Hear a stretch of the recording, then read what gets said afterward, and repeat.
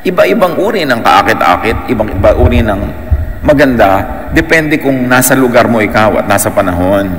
May mga panahon na ganitong usong buhok, may mga panahon na pag tiningnan mo yung picture mo 20 years ago, gusto mong mandiri.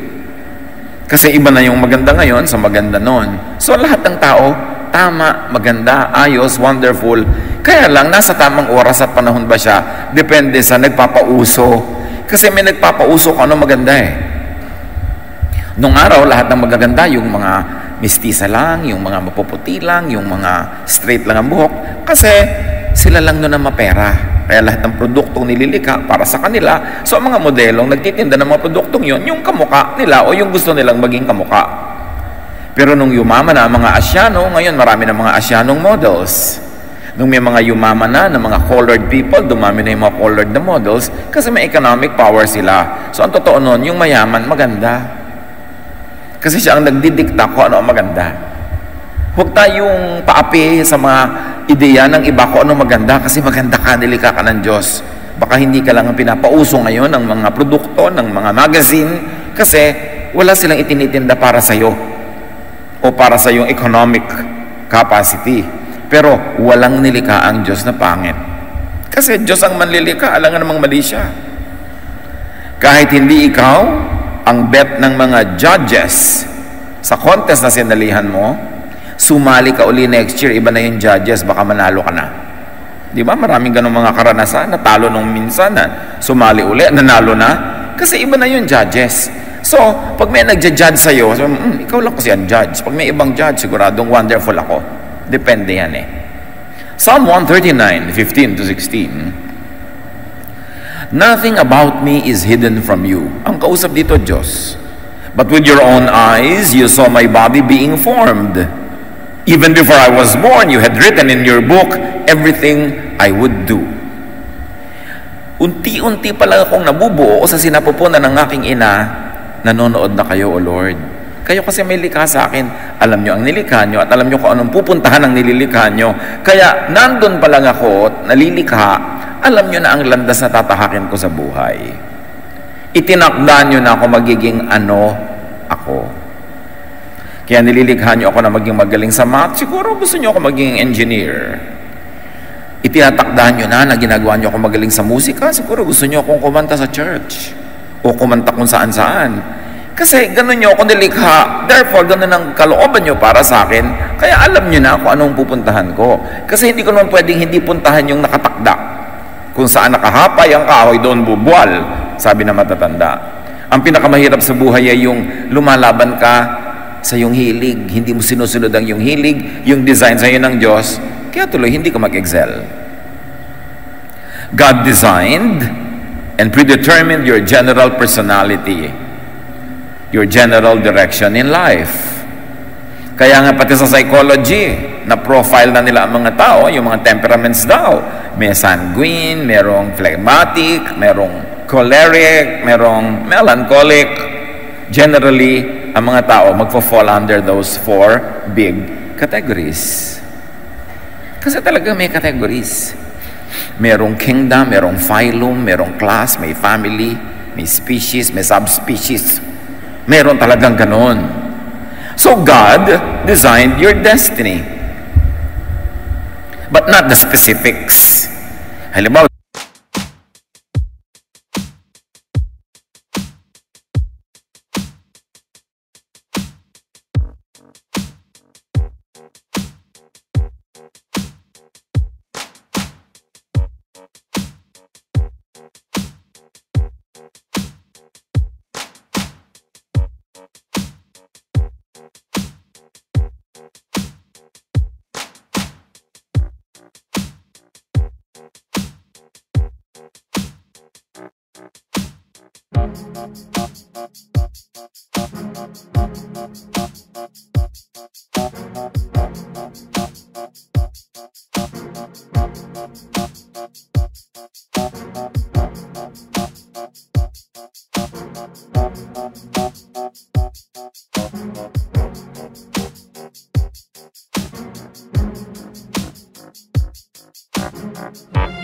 dinesign kanya na magaling sa musika, hindi naman siya ang nagdikta kung kakanta ka ba, tutugtog, o kung kailan ka kakanta, yung details na yun, nasa sa iyo ng kalooban at sa mga nangyayari sa iyong paligid at may influence din yung mga taong nasa iyong mundo. Pero in general direction, Diyos na ang nagtakda niyan.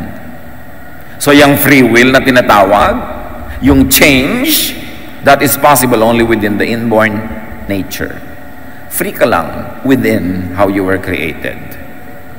So halimbawa, you were created na ang height mo is below whatever, below 5 feet or below 6 feet or whatever the standard. So may mga bagay na hindi mo pwedeng gawin kasi hindi yun ang height requirement na mamimit mo. Mahirap naman siyempre stewardess ka tapos 3 feet ang height. Kasi hindi mo maaabot yung mga unan doon sa ibabaw, di ba? Pero kung gusto mong sumali halimbawa sa Navy, gusto mong magtrabaho sa loob ng submarine, hindi pwede yung 6-footer kasi uuntog ka. Maliliit ang mga pinto doon. So, bagay naman doon yung hindi masyadong matatangkad.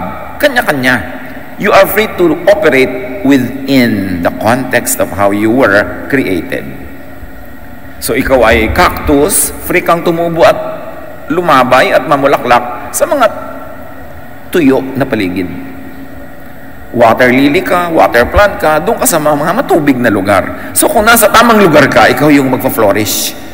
Kaya hindi nagpa-flourish yung mga tao nasa maling profesyon, nasa maling linya, nasa maling trabaho, hindi sila talaga magiging number 1 doon. Magiging second-rate copycat lang sila pag hindi sila faithful to the original intent that God expressly gave to them as they were designed. Kaya maraming interpretation yung personality, yung sino ba ako. Sa Romans 7:18-15, I know that my selfish desires won't let me do anything that is good. Sabi ni Paul. Even when I want to do right, I cannot. Instead of doing what I know is right, I do wrong.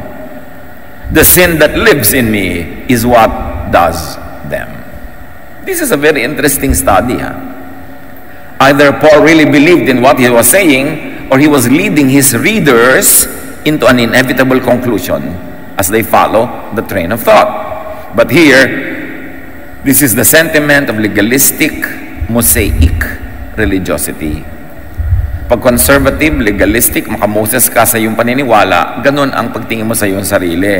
Alipin ka ng kasalanan, bilanggo ka ng kasalanan, hindi mo kayang gumawa ng mabuti, lagi kang mali, lagi kang guilty. And Paul calls his inborn nature sin. Sinful nature, selfish desire, wrong, evil, at ang bunga nito sa kanya o sa mga tinuturuan niya, guilt. Because Paul demonizes his unchangeable inborn nature. Sinasabi niya, wala akong magawang mabuti. Lahat ng ginagawa kong mali, kahit sikapin kong gumawa ng tama, hindi pwede. Gusto kong bumait, pero di ko magawa. So napakasama ko, alipin ako ng kasalanan. So ano nagiging bunga nun?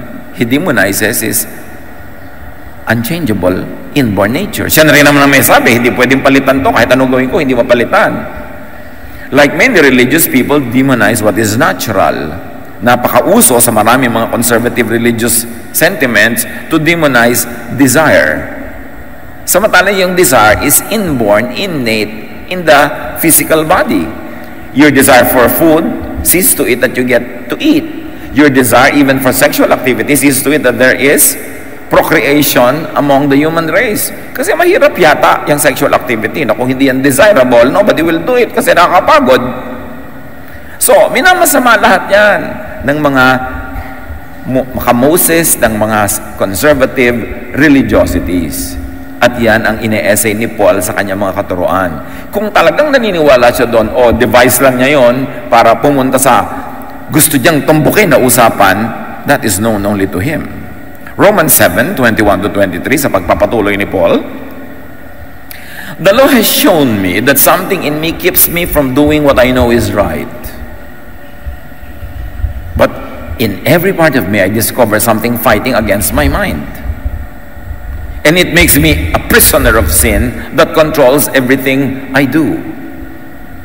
So sinasabi niya, mayroong isang batas na umiiral sa aking kalooban, sa kaibuturan ng aking puso, na nagsasabi sa akin kung anong tama.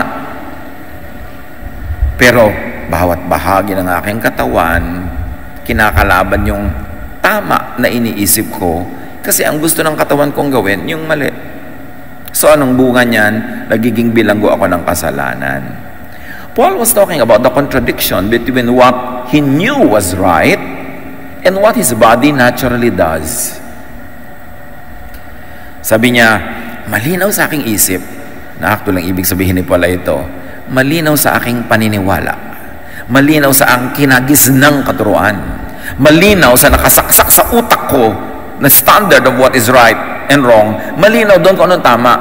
Pero pag tiningnan ko ang bawat bahagi ng aking katawan at ginagawa ko araw-araw, yung mali ang ginagawa ko. So may giyera, yung iniisip ko at pinaniniwalaan kong tama at dapat sa katotohanan ng buhay ko na totoong nangyayari. Paul's natural self and mind and belief about what is right fight each other.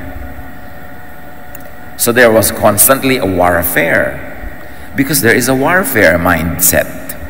Alam niyo yung mga nalahian, nabahira, naturuan ng conservative religiosity influenced by the hatred of the Greeks to anything material or that belongs to the body because they only want the spiritual world. Anything like that, laging naka-warfare mindset. Kalaban ng aking espiritu ang aking tiyan na matakaw. Kalaban ng aking espiritu ang aking katawan na gusto magpahinga at masarapan. Kalaban ng aking kabanalan ng aking mga sexual appetites. Laging pinaglalaban yan. This is very Greek, which influenced many New Testament Christians and even Old Testament Jews. Ang bunga ng ganitong pag-iisip, stress, and of course, inevitable defeat. Lagi kang talo. Kasi, minamasama mo yung natural, yung natural ang laging mananalo dahil yun ang natural. So yung ideya mo, your concept of spiritual perfection, your concept of unachievable morality will always lose. So you will be divided, you will be confused. That's why many religious people are depressed. Kasi depressive isipin na lagi kang talo. Pero kung magiging totoo ka sa sarili, if you judge yourself according to the standards of religious morality, lagi ka talagang talo. Here, Paul equates the law with what is good, and therefore with God. And then he equates his nature as sinful, and therefore bad. That's why he calls himself evil. And if you are in that kind of thinking, you will call everyone else evil. Because everyone else will fail by the standards that are in your mind. And even in their own minds. Kaya maraming religious systems nakadevelop ng coping mechanism dyan confession. Total, lagi mo rin naman ginagawa, bibigyan kita ng way out of guilt, confession. At naging malaking negosyo rin yung confession na yan. Kasi, ang mga tao, kahit sa mong ilublob na relihiyon, pare-pareho lang yan ang gagawin at iisipin araw-araw. Kahit ano pa ang relihiyon nila. And since Paul observes that this sinful nature prevails anyway, he thus considers himself a prisoner of sin. Is that how you consider yourself? A prisoner of sin? A hopeless sinner? Laging loser? Laging guilty? Laging masama? Kaya mga ibang tao sasabihin nila, pasensya, tao lang. This tao lang can be positive. It could be a way out of guilt. It could be a coping mechanism. But it would also be negative when you say tao lang in the sense na tao lang ako, therefore talo talaga, therefore masama talaga. Samantalang sinasabi ng Psalm, I am wonderfully made. So pag sabi mong tao lang ako, to mean talagang masama ako, marumi ako, hindi totoo that you were wonderfully made. So Paul problematizes what controls him, the way he was designed, his nature. And when you problematize your own nature, you will have a lifelong problem because your nature will never leave you because you are your natural self. Paul fights his nature and destiny. Therefore, it will be a lifelong stress. Romans 7:24. What a miserable person I am. Who will rescue me from this body that is doomed to die? That is why I was proposing that we look at Paul two different ways. One, did he believe in what he was saying, that he was really inherently evil and hopeless? Or he was engineering the discussion to get to the heart of the matter? Yung pag ganyan ang pag-iisip mo, pag ginadjudge mo ang sarili mo, sinusukat mo ang sarili mo by these religious standards, miserable ka. At dahil miserable ka, sinong makakapagligtas sa iyo sa misery na yan? And of course, Paul was driving at Jesus. He was bringing the topic to Jesus. He was making you know and feel that you're helpless so that you will look for help in the right place, and that is in Jesus. Ang galing niya magsulat. Paul thinks he fails miserably. Of course, he would think that if he really believed in what he was saying. But what if he was saying that, not because he believed in it, but because that was the belief of his readers? And going along with the discussion of Paul, it is inevitable for you to end at his prescription, Jesus. Na yun ang sagot sa hopelessness mo. Paul realizes his salvation, Jesus, which really is Jesusness. See Jesus, the person. Jesusness is the ideal, the whole teaching, the whole essence of Spirit that was revealed in Jesus. And it is possible that Jesusness could be revealed, could be expressed, could be understood and enjoyed even in the context outside of Israel, outside of Christianity, because Jesusness is the idea and it can live in anybody. So may Jesusness din sa mga non-born again Christians. Kahit yung mga tinatawag ng mga pagans, yung mga tinatawag ng mga unbelievers, unchurched, when they love, when they are loving, when they are forgiving and accepting, meron silang Jesusness. Although probably formally and legally, wala sila nung formal religion na Christianity. Kaya mahalagang ma-separate sa utak ng tao yung Christianity itself as a religion and Jesus and Jesusness. Because Jesusness can be experienced outside of Christianity. Because God loves all people. God reveals to all people. Kaya nakikita nyo ba? Kahit kaya naging born-again Christian, naging committed sa evangelical, Bible-based Christianity, ang dami nyo makikita kamag-anak nyo na hindi nyo kasama sa church pero ang buti ng ugali. May Jesusness sila. At marami kayong makikita sa church na hindi Jesusness ang ugali. Impactoness.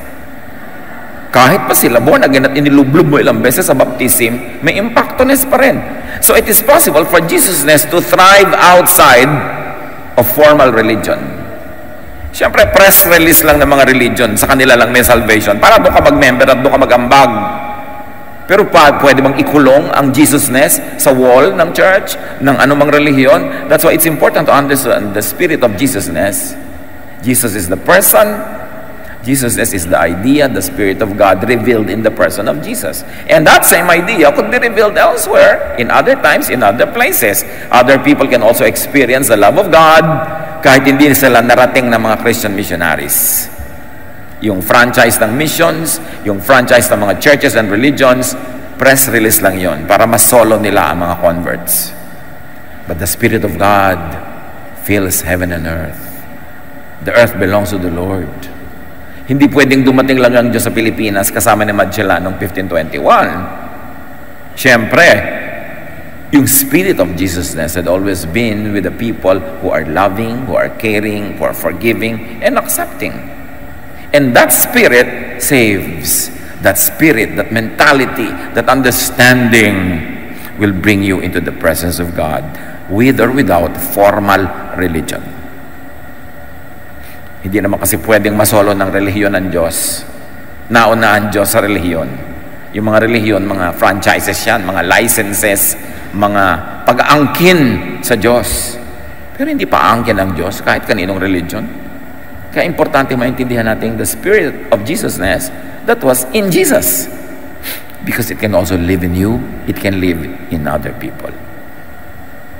So, yung sinasabi ni Paul na napakasama ko, wala akong pag-asa, is it a Pauline belief? A Pauline teaching? Or just a Pauline device to drive his readers and his listeners to the inescapable conclusion that outside of Jesus, They will only be in Moses. They will only be in legalistic religiosity. They will always be condemned. But clearly, Paul believed and taught grace. Paul believed and taught life through Jesus.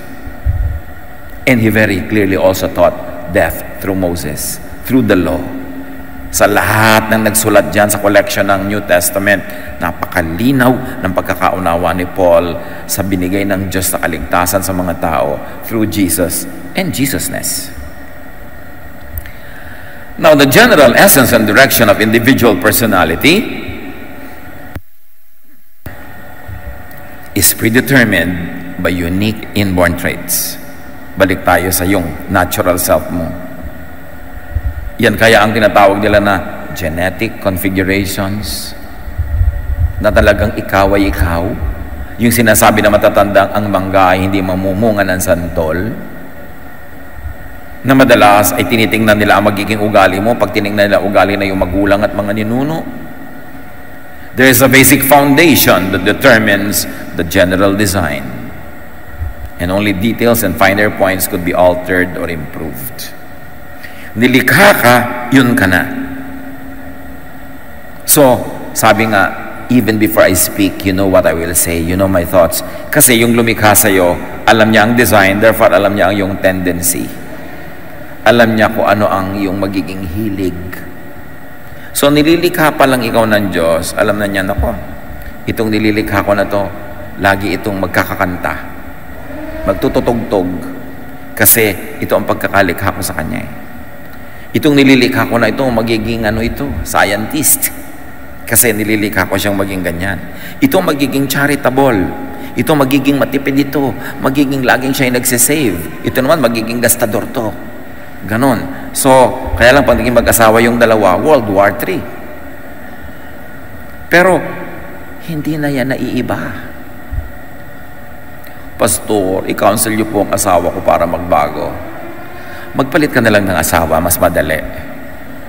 Kesa palitan mo yung ugali ng asawa mo. Ayoko po magpalit ng asawa, yung pala, di tanggapin mo. Pero wag kang may asawa, tas pinipilit mong ibahin. Magiging magulo buhay mo, magiging magulo ka rin sa kanya, magkakagulo-gulo kayo. Yan na yan, as is, where is. Mag-adapt ka, mag-adjust ka dyan. Intelligent people adjust. Kasi, hindi naman nababago ang tao. Mito lang yun. Bakit po nung nabuwan again yung isang pinsan ko, bigla nagbago? Pag-usapan natin yan maya-maya. Itanong mo kano nangyari after 6 months. That is why Psalm 139 verse 4 says, before I even speak a word, you know what I will say. Kasi kilala ka ng Diyos. Pagka ganito, magagalit yan. Pagka ganito sinabi mo, papautangin ka niyan. Alam ko ugali niyan. Ganito siya. At pag pinagsama-sama mo lahat yung mga nilikha ko na yan, magkakaroon ng kumpletong pamilya, kumpletong community, magiging colorful and beautiful. Gusto mo ba lahat ng kasama mo, kamukha mo, kaugali mo? Kaya nga sa church, iba-iba yung gift na binigay para pag nagsasama-sama tayo, kumpleto rekado. Alam nga naman ang luto, puro bawang. Siyempre, gusto mo mag-isa, may bawang, sibuyas, kamatis. Para masaya. Ganun ang buhay. Iba-iba ng papel. How come children from the same parents could be so different? Pag kami kilala kang isang tao, hangang-hanga ka, gustong-gusto mo siya.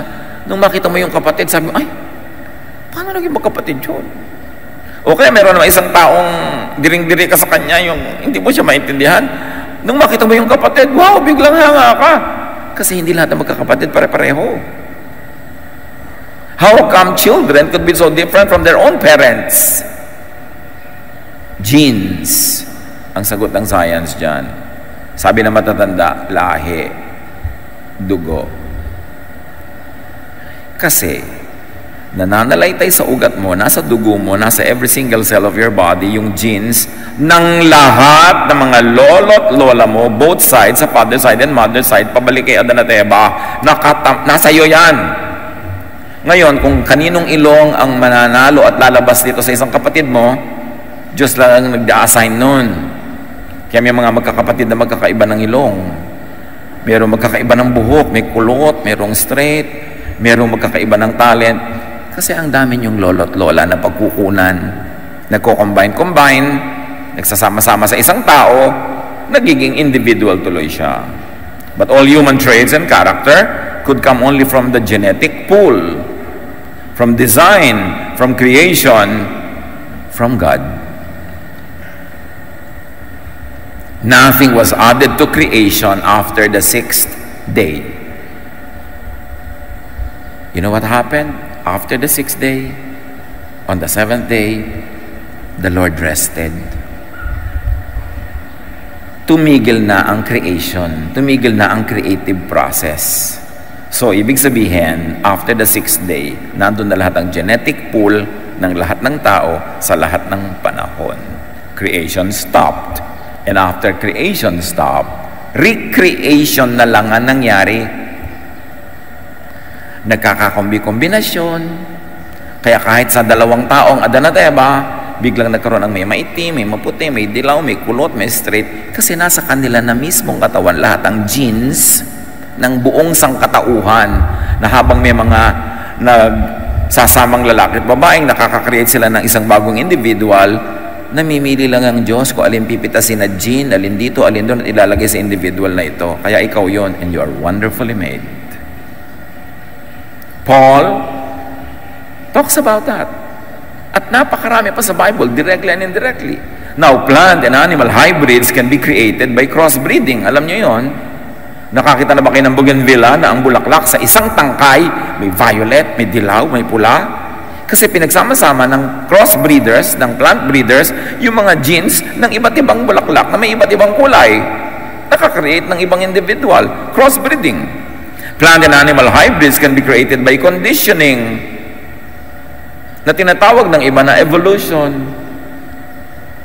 Sa pagtagal ng panahon, lagi kang nasa tubig, lagi kang nasa tubig, nakadevelop tuloy ng gills yung mga animals sa pang tubig. But that's already in creation. Wala namang giyera dapat ng creation at evolution. Kasi after creation, puro na recreation, recombination, reconfiguration. Kaya yung mga nagtatrabaho halimbawa sa mga toll gate na nag-aabot ng ticket, nagbabayad, kung pagtatrabahuin mo siya dyan ng 300,000 years, hahaba ang kanang kamay o kaliwa para madali niyang maabot. Siyempre nag-a-adjust ang creation na tinatawag nila na evolution. Galing din yun sa Diyos, hindi yung kontra. Nag-a-adjust lahat. Tingnan yung halaman. Paso. Nakaharap na ganyan lagi sa araw yan. Subukan nyo italikod yung paso. Bukas, unti-unting lumilingon uli yung mga dahon patungo sa halaman. Diba? Mamaya isang linggo, nakaharap na sila uling lahat. Ikaw naman sa dista, inikot mo na naman yung paso. So yung halaman, pagod na pagod ka, adjust. Pero babalik at babalik yan kung saan siya nakakakuha ng araw. Iyon, all in one day, all in one week, nakaka-adjust. Padaanin mo pa ang libong taon. People adjust. All new traits are actually old, except that they were not visible at once. Yun ang tinatawag nila kumisan na recessive genes. Nananalo yung dominant genes, pero kapapalit-palit ng mga kombinasyones, lalabas din sila. Lahat ng evolution, mutations, reconfigurations could have only come from the same genetic pool because God created everything. Except that not each and every one of those creations were visible all at once at the same time. May panahon na lalabas yun. Kaya wala namang dapat giyera yung creation and evolution. Lawakan mo lang yung pananaw. The earth is the Lord's and everything in it. At dapat i-consider mo that sometimes Bible language is poetic. Literary creation yan. Hindi ka naman dapat laging literal para ma-accommodate mo yung mga sinasabi ng reason, even ng science. So everything and everyone in all combinations and reconfigurations must have pre-existed invisibly until they were made visible. Nandun na yan, hindi pa lang lagi visible. Tulad na isang bata. Kuminsan yung isang bata, straight na straight ang buhok. Pagkasilang, pagkatapos pagka nagna 9-10 years old na, sumusimula ng kumulot. Sabi mo, ayan, lumalabas na yung buhok ng ama. Meron naman nung isilang kulot-kulot, nung nagiging teenager, tumawid yung buhok. Kasi dati nang nandun yung tuwid na buhok na yon, kaya lang ang nakalabas pa lang sa simula yung kulot. It takes time for reality to manifest itself in the material world. Kuminsan ang lusog-lusog, tapos pag nag 30 years old, Ayan, lumalabas na yung sakit ng ama. Ang ama kasi niya, nung 13, nagkaroon na ganun sakit. Pero hindi laging lumalabas agad. Yung mga ganyang katotohanan pre-existed invisibly until they were incarnated. Like the Word, Jesus pre-existed in the spiritual realm before the incarnation. Pero hindi pa lumalabas siya in the body. Ibig sabihin, wala siya. Nandun siya sa ibang dimension. Pero pag niloob ng Diyos na ilabas na sa ating physical, earthly dimension, doon pa lang natin nakikita. Ephesians 1:4, even before He made the world,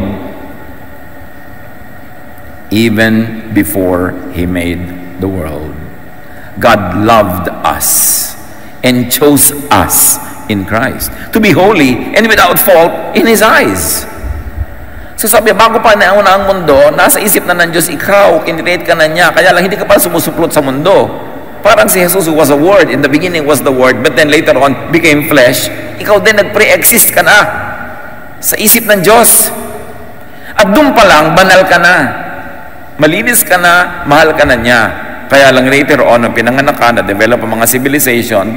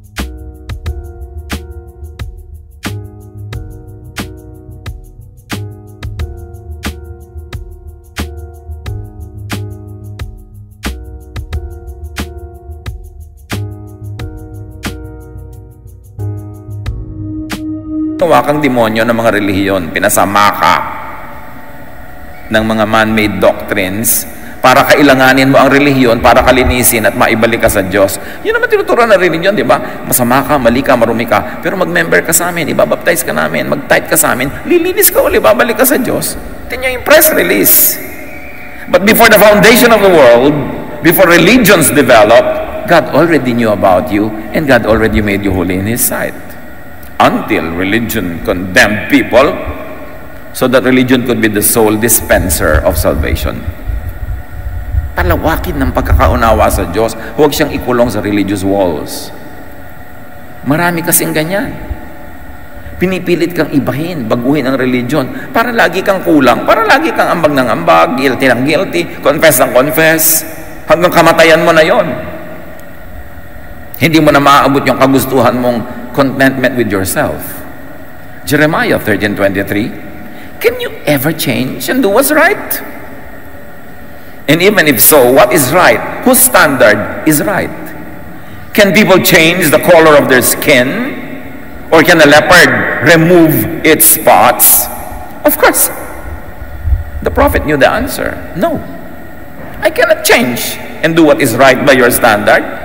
I cannot change the color of my skin. If I'm a leopard, I cannot remove my spots. If so, sabi ni Jeremiah, then maybe you can change and learn to do right. The obvious answer is no. By the law, you can never do right. You will always be wrong. By the law, you can never change. You will always be hopeless and evil and needy of religious service. No one could and should be expected to change their God-given nature just to suit some man-made philosophy or theology, just to suit some man-made concepts of what is good and what is bad. Kasi kahit naman mga religions of the world, major religions of the world, may pagkakaiba-iba pa rin sila ng concept of what is good or bad. It is bad to kill. Yes, kill your karelihiyon, but it is good to go religious war and you will be rewarded by God. Ano yun? Kitang-kita natin yung pag-manipulate ng tao sa religious thought to benefit a certain society, a certain civilization, or a certain religious group. Kinakawawa ng majority ang minority, pinapakonform. And because the majority control religion, yung mga minority kawawa, they are made to feel evil, less, and they are made to feel like outsiders. Kinakawawa ng powerful ang weak. Di na dominate. Kaya maraming inventors ng doctrines, ng concepts of what right and wrong. Civilizations, ancient religions promote doctrines that serve their interest. This is social engineering. So it is all right to kill people who don't belong to our tribe. It is all right to kill people who don't belong to our religion. It is all right to dispossess people of their lands dahil gusto ng Diyos atin tong land na to. Do you think God will really do that? Sasabihin ng Diyos, kill the women, kill the children, kill everybody and get the land? O press release ng land grabbers. And they say, sabi yan ng Diyos. Ang Diyos ba naman na napakabuti at mapagmahal, ibibigay sa'yo yung nandun at pag-aari ng iba, tapos sabihin, patayin mo siya para maging sa'yo. You should critique even religious thought. Titingnan mo, sino nagbe-benefit sa teaching na to? Sino yung na-empower? Sino na di-disempower? And you will begin to know if it's man-made or not. Because many religions develop not really as a revelation from God, but as a social tool for engineering and social control. Study history. Kung paano na-develop ang mga religions. Siyempre, lahat yan i-claim, bumaba ang Diyos, kinausap yung kanilang founder. Pero sabi ng Diyos, patayin mo yung iba para maging sa'yo yung tinitira nila. Ganun. Maniniwala ka dun? Matthew 15, 8-9. These people honor me with their lips, but their hearts are far from me. They worship me in vain. Their teachings are merely human rules.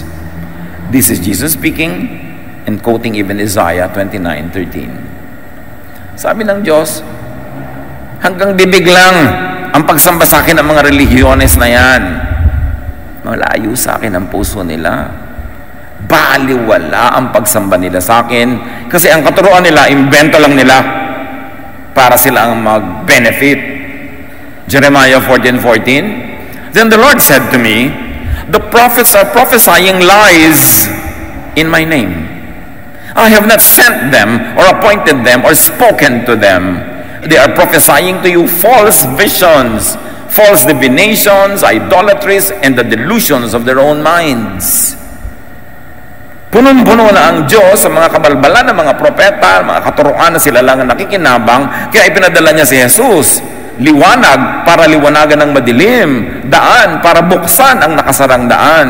Siya ang kapayapaan dahil naguguluhan ng mga tao. Siya ang kapahingahan dahil pagod na ang mga tao sa pagpapahirap sa kanila ng religious doctrines. Kaya ipinadala, and in Him the fullness of the deity lived in bodily form. There is no name given under heaven by which men are to be saved but by the name of Jesus. Because it is Jesus that reveals the true heart of the Father. Because the Father had been so misrepresented by religions for so many generations that people no longer knew God. They only knew the image, the false image of God created by religions. Kaya ipinadala si Jesus. That's why it's important to go back to basic Jesusness instead of just generalized religion or generalized Christianity. Go back to the heart of the matter. And that is Jesus. So despite the false prophets and teachers, despite what they say about you, accept yourself and others as God created you and as God willed that you would be acceptable to Him. And since the people had been misguided, Jesus was sent to guide them back to the reality that the Father loves us. And if we have been condemned by ourselves and by our traditions and our previous knowledge, then God forgives us. And you forgive yourself. And you get on with life. Do not reject people's realities because of invented religious teachings. Yung un-Jesus teachings. Nakita nyo yung un-Jesus teaching? Ito ang babae, nahuling nagkakasala, batuhin hanggang mamatay. That is the Moses teaching. Pero hindi siya ipinabato ni Jesus. Sabi niya, yung walang kasalanan, maunang bumato. In other words, hindi siya pinabato. That is Jesus. Ibang-iba. So dapat malinaw ang pagkakaunawa natin kay Jesus, huwag natin siyang ihalo sa iba. Kasi ipinadala siya. Sitting at the right hand of the Father, continuously interceding for His people. Accept yourself and others. And if you want to improve, that's good. But improve and change within your natural limits. You cannot be who you are not. Do not deny your truth just because some religious myths tell you that you are bad. Do not problematize and struggle with your truth. Yung mga truth natin, ano ba totoo tungkol sa inyo talaga? Do not struggle with it because God made you. You were conditioned probably by culture, by tradition, by religion, by philosophy to think that you are not good, that you are bad. But God created you. Look at your innate, natural self. Siyempre maraming nadagdag sa ating sarili bukod doon sa inborn. Yun ang pwedeng palitan, pwedeng ayusin. Pero yung basic inborn, accept it, live with it, be happy with it because you were made by God. Do not burden yourself and do not burden others with impossible demands for change. Anong sabi ni Jesus tungkol sa Sabbath? Hirap na ang mga tao sa pagsunod sa Sabbath. Naging amo nila ang Sabbath. Sabbath was made for man, not man for the Sabbath. Sabi niya. Ginawa niyo Diyos ang Sabbath, pambihira naman kayo. Pagod na kayo sa pagsunod, nahihirapan na kayo. Gusto niyo nang gumaling, pero bukas na lang kasi Sabbath ngayon. Gusto niyo kumain, hindi kayo kakain dahil Sabbath ngayon, hindi kayo pwede magsaing o magluto. Gusto niyong mamasyal, hindi kayo makapamasyal dahil Sabbath ngayon. Sabi niya, Sabbath was made for man, not man for the Sabbath. It is for your welfare, not to make your life miserable. And apply that, extend that to religion. Religion is to set people free, not imprison them. Religion is for man, not against man. Not man for religion. Pero baligtad, ang 99% ng umaandar sa utak ng mga tao, na-enslave sila ng system. Do not let oppressive and discriminatory standards and laws dictated by the majority, by the powerful, enslave you. Do not submit to groups that demonize your reality. Sasali ka, tapos walang ginawa kundi kastiguhin ka, sabihin masama ka, mali ka, pagiltihin ka, ba't ka sasali? Ba't mo papahirapan ang sarili mo? Kaya nga si Jesus, nagtuturo outside of the temple, not inside. Si John the Baptist, nagbabautismo sa labas ng temple, not inside. Dahil naaapi nga yung mga tao doon sa loob Jesus accepts and loves you before the world began. Word ka pa lang, hindi ka pa flesh. God already knew you, configured you and loved you, and gave you value and calling. Nasa hangin ka pa lang, sabi nga ng matatanda, may itinakda ng mission para sa iyo ang Diyos. May purpose ang iyong buhay, may pagtawag sa iyo, at binigyan ka niya ng mga kakayahan para yung mga pagtawag sa iyo ay maganap mo at magkaroon ng kabuluhan ng pagdaan mo dito sa lupa. Hindi dumadaan ka lang na hindi ka nag-enjoy, hindi ka na-enjoy ng iba, walang nangyari. Ephesians 2:10, for we are God's handiwork, created in Christ Jesus to do good works, which God prepared in advance for us to do. Hindi ka pa isinisilang, may assignment ka na. May papel ka na. May kabuluhan ka na. Kasali ka na. Kaya lang maraming katuruan sa paligid na bumubulag sa atin doon, making us feel bad for who we are, guilty for who we are, and making us and forcing us to copy other people because we think they are the standard. Hindi ka pa sinisilang, minahal ka na ng Diyos. Nakatakda na ang dapat mong tahakin na landas. Kaya dapat malaman mo kung sino ka at matahak mo ang dapat mong landas para magkaroon ng kabuluhan ng buhay. Mahal ka ng Diyos, nilikha ka niya, tapos mamasamain ka ng system kasi lang divergent ka. Gusto kasi nila lahat magkakamuka para madaling kontrolin. Ganun lang yun. Accept and love others and yourself, especially for your inborn natural traits. Now, paano yung pagbabago? Paano yung pag-i-improve? Kasali rin yun. There are inborn and natural and therefore unchangeable traits. Don't even attempt to change that. But there are traits that can be changed. May mga asal, ugali, gawain na pwede mag-improve. Suriin natin kung alin. Matthew 9:11-12. Si Jesus ang nagtuturo. Jesus replied, Not everyone can accept this word, but only those to whom it has been given. So this is a warning. Jesus was saying, I'm going to teach you something very important, but something not easy to understand. It can be understood only to whom it is given, only to whom it is revealed. Hindi sinabing ipagdadamot ng Diyos ang kahulugan. Ang ibig sabihin lang, pumwesto ka para tumanggap ka rin, lumagi ka sa tama, ibukas mong yung isip para maintindihan mo itong ituturo ko sa iyo na mahirap tanggapin sa mga nakasarang utak. Sabi niya, not everyone can accept this word, but only to whom it has been given. For there are eunuchs who were born that way. These are certain types of people. There are eunuchs who were born that way. So Jesus is saying there are types of persons who are born that way. Hindi nila nilikhaan sarili nila. Hindi sila nag-decide maging that way. They were born that way. And there are eunuchs who have been made eunuchs by others. O naging eunuch lang yan ngayon kasi nakondisyon, napilipit, dinala doon. There are types of persons who were manipulated to become the person that they are now. And then there are those who choose to live like eunuchs for the sake of the kingdom of heaven. So there are the types of persons who are like that personal choice. Sabi ganon, tatlong uri ang tao ha, yung basic pagkatao niya. Merong born that way. Hindi siya ang nagpasya, hindi siya ang gumawa, Diyos. Born that way. Meron naman, iba siya, born another way, but raised in a way that subverted the original design. Nurture. Ni-nurture siyang maging ganito. Pinilit siyang maging ganito. Pinilipit siyang maging ganon. So ngayon, pilipit siya. Hindi siya talaga yan. Napilipit lang siya. So pwede mo yung tanggalin na pagkapilipit, pero mahirap, masakit at matagal, pero pwedeng baguhin yan kasi hindi naman siya born that way eh. And then there are those who are there, who are like that because they choose to be like that. So, ganyan siya kasi pinili niya. Therefore, pwede ngayon din, araw mismo, palitan niya yung sarili niya kasi pwede siyang pumalit. Kasi pinili lang niya eh. So, pwede siyang pumili ng iba naman. And the one who can accept this, sabi niya, so should accept it. So, according to Jesus, people are what they are because of nature, inborn, because of nurture, conditioning, and because of choice.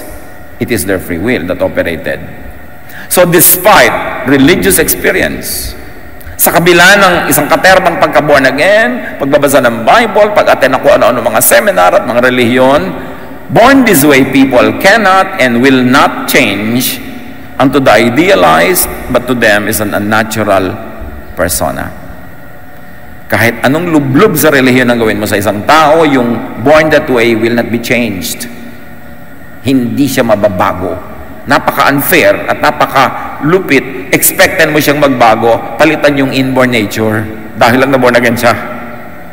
Dahil natural should not mean normal. Normal means only the majority. It's common and usual. Pero may mga tao na yung natural nila is the abnormal, meaning hindi sila katulad ng nakararami, minority sila, uncommon, unusual. Pero yun ang natural nila, born that way. Cruel yung sasabihin mo, hoy, born again ka na, dapat